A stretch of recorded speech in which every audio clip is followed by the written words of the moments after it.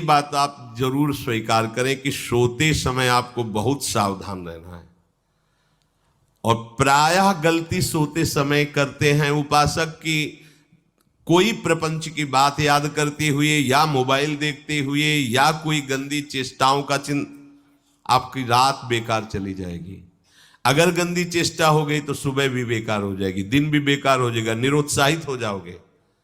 सोते समय आपको समय नहीं देना व्यर्थ चिंतन का। उसी समय विषय चिंतन होता है, उसी समय विषय भोग की आकांक्षा जागृत होती, उसी समय विषय देखने की इच्छा होती। मोबाइल है तो जिस समय आप अपनी शैया पर जाएं स्विच ऑफ कर दें। उसमें मैसेज घंटी आने का कोई भी रास्ता मत रखें। मान लीजिए आप उपासक हैं भगवत प्राप्ति के, 30-35 वर्ष ये नहीं था तो सब मर नहीं गए थे। और बोले इमरजेंसी, जब इसकी 30-35 वर्ष से पहले इसकी कोई रचना नहीं थी, मुझे लगता है, क्योंकि 30-35 वर्ष में ही इसका विस्तार देखा है।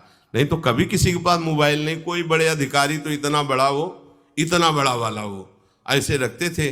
नहीं तो मोबाइल तो हमें लगता है 30-35 वर्ष। तो फिर इमरजेंसी कैसे चलती थी? कैसे चलती थी इमरजेंसी? और आप ब्रह्मा हो क्या कि इमरजेंसी संभाल लोगे? स्विच ऑफ करो। जो सब इमरजेंसी संभालने के लिए तैयार, रात दिन न सोता है, वो हर समय जागृत रहता है, वो हमारा आराध्य देव है। स्विच ऑफ करो, चिंतन लगाओ श्री जी का। ये जो रात्रि के शयन के समय मोबाइल में इधर उधर दृश्य देखने हैं, अपने सर्वनाश का बीज बोना है। मान लो, हमारी प्रार्थना मान लो, ये उस समय मन आपको परेशान करेगा जब कमरे की सिटकिनी अंदर से बंद होगी। सबसे प्रार्थना है रात्रि के शयन के समय।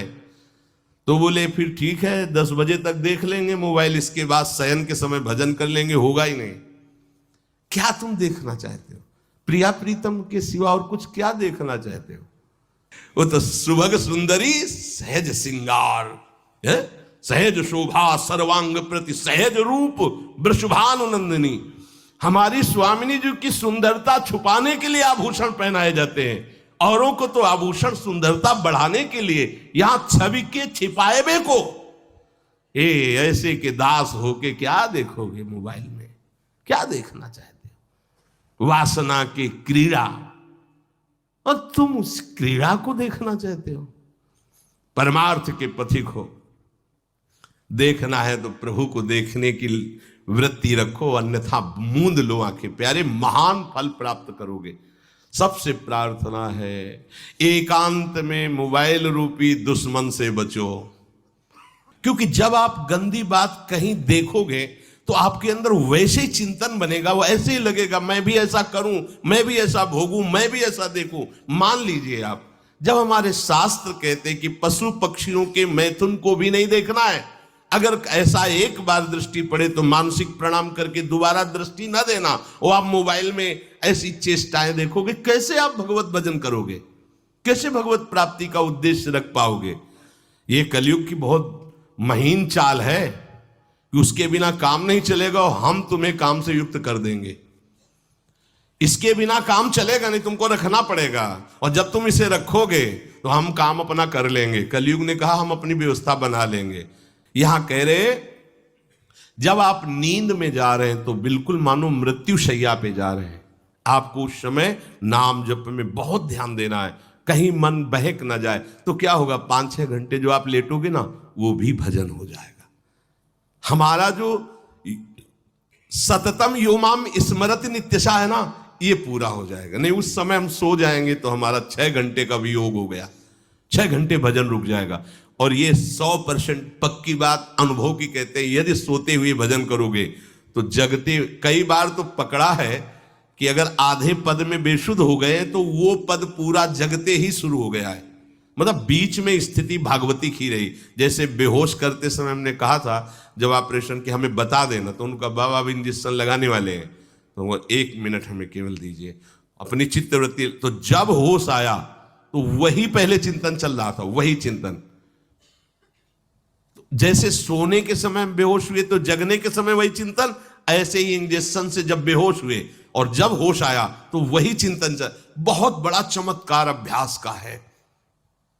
नींद खुले तब से लेकर गाढ़ नींद आने तक स्मरण में कभी रुकना नहीं। और आपको एक छूट दे रहे हैं। कभी कभी क्या होता है कि एक मंत्र में, एक नाम में जैसे बहुत देर अभ्यास करते हैं तो मन उबने लगता है। इसका स्वभाव है, ये अनुभव की बातें कहते हैं। इसका स्वभाव है नवम नवम, नहीं तो ये मतलब, तो इसको हम लोगों ने कैसे फंसाया है। जैसे गुरु मंत्र जप रहे, अब 2-3 घंटे लगातार गुरु मंत्र जप, अब इसको उबन बढ़ी, अब ये छोड़ रहा है, बीच बीच में पता चलता है छोड़ना चाहता है, छोड़ रहा है, तुरंत इसको नाम में फंसाया। अब थोड़ी देर नाम में चला, फिर उब रहा है, बहुत विचित्र है ये, अब उसको फंसा दिया। उस पीछे की बात अभ्यास के समय, नमामि शमीशान निर्वाण रूपम विभुम व्यापकम ब्रह्मवेद स्वरूपम। चिंतन, पदगान कर रहे, ये भगवान शिव पदगान कर रहे हैं, और उसका चिंतन, निर्वाण रूपम विभुम व्यापकम ब्रह्मवेद स्वरूपम।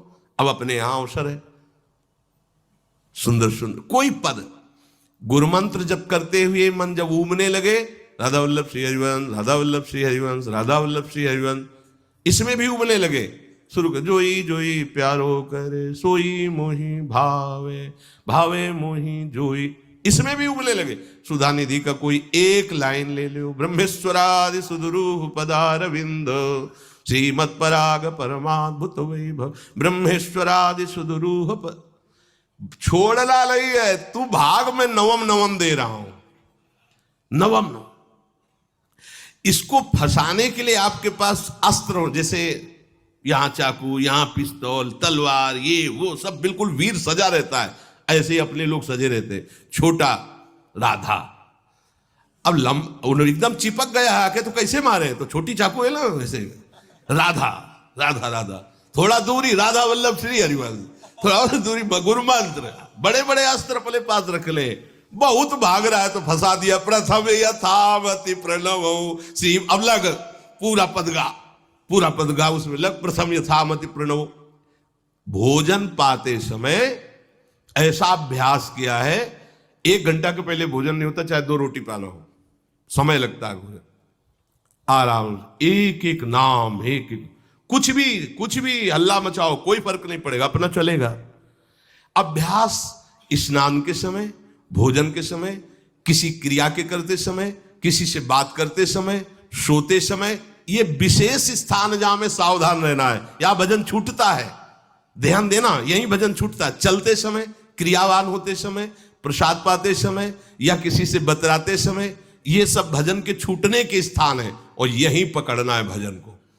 जब आपको बिल्कुल न लगे तो मानसिक सब बंद कर दो और गुनगुनाने लगो, जो धुनी आपको अच्छी लगे उसी में नाम, कोई नाम लेके, संसार का चिंतन न होने पावे, चाहे जो कुछ तुम जहां तुम्हारा मन आवे, गंगावरी गोदावरी, कुछ भी भागवतिक चिंतन के सिवा संसार के चिंतन न होने पाए, पहले ऐसे अनन्य बनो, फिर बाद में अनन्यता आती, रसना कटो जो अनरट। हाँ भी विषय चिंतन कर रहे हैं, प्रपंच कर रहे हैं, बोले रसना कटो जो अनरटो, और नहीं बोल सकते, प्रपंच बोलेंगे बस, रसना कटो, ये शब्द वहां नहीं आते। पहले हम आपको छूट देते, भक्त चरित्र, भगवान के चरित्र, नाम, कीर्तन, मंत्र, जो भी चाहो, संसार का चिंतन मत होने देना, पहले ये पकड़ो, फिर आगे चल करके जब पवित्र हृदय होगा तब ये निष्ठा आती, रसना कटो जो अन रटो, निरखियन फुटो नयन। मान लो संसार का चिंतन नहीं करने देना है इसको, आप जैसे बने वैसे करो भागवतिक चिंतन, कोई नाम ले लो, कोई मंत्र ले लो, तुम्हें जो प्रिय लगे, हम छूट देते हैं। ये नहीं करे कि रसना कटो जो अन रटो, ये बाद की बात है, हमें पहले इसका संसार चिंतन रोकना है। कैसे छूटेगा, कैसे छूटेगा, हमें यह पकड़ना है, नहीं तो निष्ठा की बात। जो हरि नाम जगत त्रिशिरोमणि वंश बिना कब हूं, हरिवंश बोलेंगे नहीं, हरि बोलना नहीं है, हरि बोलना नहीं, क्योंकि जो हरिनाम जगत त्रिशिरोमणि वंश बिना, हरिवंश बोलना नहीं है, क्योंकि प्रपंच में रति। तो क्या करो, जो तुम्हें प्रिय लगे पहले उसे पकड़ो, ये हम अंदर की बात करें, प्रवचन की बात नहीं कह रहे। मन को फंसाना है हमें। राम कृष्ण हरि जहां लगे इसको लगाओ, पहले इसको फंसाओ, संसार का चिंतन न होने दे। गीता भागवत भक्त चरित्र कुछ भी कहीं भी इसे फंसाओ, पहले संसार का चिंतन न होने दो, फिर लाओ इसको घुमा के निकुंज वाटिका में। फिर तो भागेगा ही नहीं, फिर नहीं भागेगा। अब सीधे निकुंज वाटिका में किसी महाभाग्यशाली गुरु आश्रित का लगेगा, अन्यथा बहुत प्रपंची मन है। आप आश्रय इधर का लोगे, प्रपंच का चिंतन करोगे, बात बनेगी नहीं। चिंतन छोड़ना है हमें, जैसे बने तैसे संसार का चिंतन छूट जाए तो हम विजय को प्राप्त होंगे। ध्यान दीजिए, इस परमात्म तत्व को वही प्राप्त कर पाता है जिसका राग बीत गया है, खत्म हो गया है, वैराग्यवान। ज्यादा परिश्रम नहीं है वैराग्य में, विवेक नहीं होने के कारण हम वैराग्य नहीं धारण कर पाते।